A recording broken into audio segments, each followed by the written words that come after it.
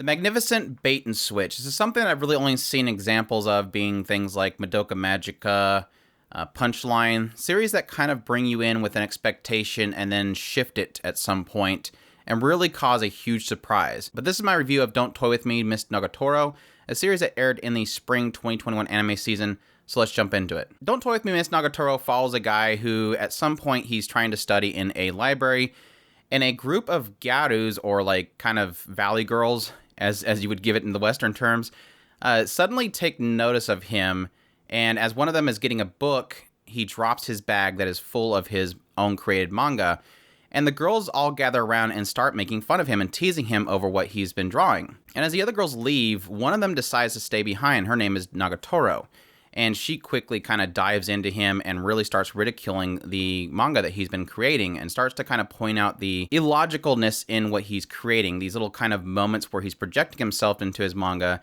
and even though she's trying to act it out, he of course can't act it along with her because, again, this is kind of something he's projecting and fantasizing about. As the series goes along, you have him essentially trying to do his artwork inside of the art club, and Nagatoro will visit him on a daily basis to kind of tease him and try to poke fun at him and really prod at him to the point where, at the very beginning, he's in tears. And as I mentioned earlier, this is kind of a solid case of that bait and switch. Honestly, at the very beginning of the series, yes, coming into it with the expectation of, yeah, cute tan girl, teasing aspect, those kind of elements are something that will draw you immediately in. But ultimately, at the very beginning, it wasn't satisfying at all. It was very much so in the area of bullying. This guy was literally in tears because she was teasing and bullying him to that point. And I have to admit that even at the very end of the first episode, I got this sense that there was something shifting with the characters.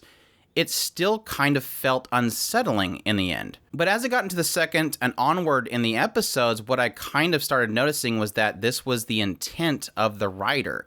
The intent was, yes, this girl was seriously bullying this boy, but it had a feeling that there was feelings that were developing, that she started kind of noticing that she was pushing him too far, and she started to like his nature, and thus kind of started getting feelings for him.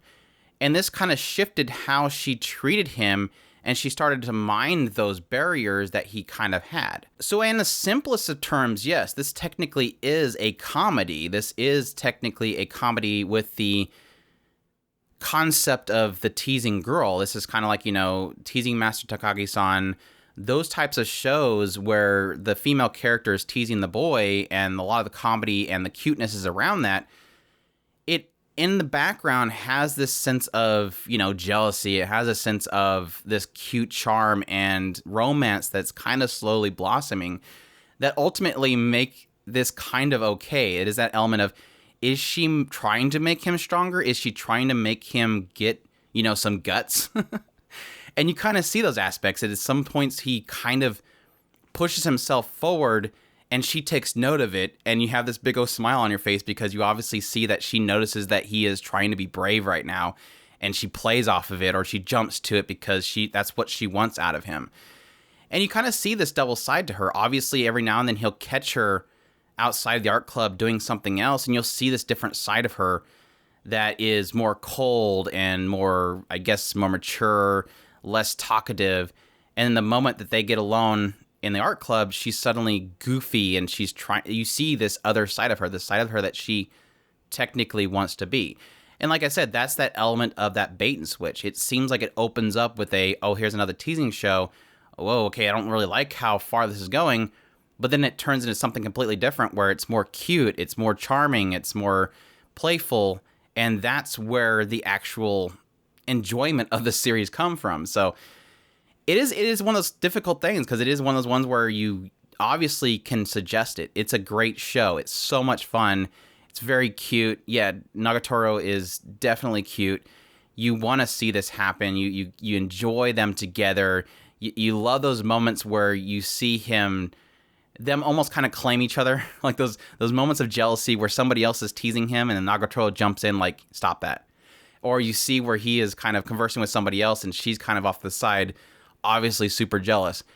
So you see that blossoming romance in the middle of all this goofy toying and all this goofy teasing that's happening between the two of them. And those moments where he does kind of try to fight back and she suddenly gets thrown off and runs away. It's really, really cute in that regard. It's an excellent series, but at the same time, it's one of those series where the caveat has to be put in there. Yes, some people will find that first episode. I'm assuming that was probably the first volume, and people probably jumped to the series even though it felt bullyish. It is one of those series for a lot of people. If that is unsettling for you in that first episode or two, just stick with it. It's one of those things where, don't worry, this does change. And it is one of those ones where you kind of hesitate to say that it shifts, but by saying that it shifts and trying to avoid saying spoilers, you know where it's going. I knew where it was going. Yeah, it's great. Visually, it looks great. Like I said, Nagatoro looks great. Senpai looks frazzly, as you'll know that she kind of teases him for that. The later episodes got into a really cool little arc with the club president. All that stuff was fantastic. Even the side characters were great. Gamo and her kind of prodding Nagatoro's feelings out. Yoshi's a goofball. Sakura is kind of like the extreme case of the Gyaru and almost using her beauty to really kind of manipulate people, and that was super crazy. But yeah, just great stuff overall. Definitely suggest Don't Toy With Me, Nagatoro.